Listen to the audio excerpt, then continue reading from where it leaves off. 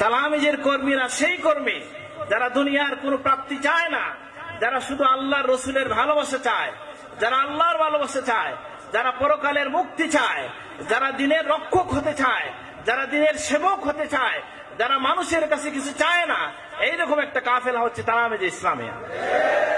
সুতরাং আমি দুইভাবে কথা বলতে চাই। তালামিজের কর্মীদের উদ্দেশ্যে সব সময় যেটা বলি সেটাই বলছি, যে তালামিজের কর্মী যেটা বলছিলাম, দারুল কেরাতে যখন আমি জিজ্ঞেস করি হাদিস জামাতের কয়েক শত ছাত্রকে যে তোমাদের মধ্যে কে আছো, হযরত সাহেব কিবলাকে সরাসরি দেখছো? দেখা যায় একজনও নাই। আল্লাহর ওলির কে না দেখেও ভালোবাসতেছে, তার এই কাফেলা, তার এই দাওয়াত, তার এই মিশন, তার এই কাফেলা, এটা চলমান আছে, ইনশাআল্লাহ কিয়ামত পর্যন্ত থাকবে।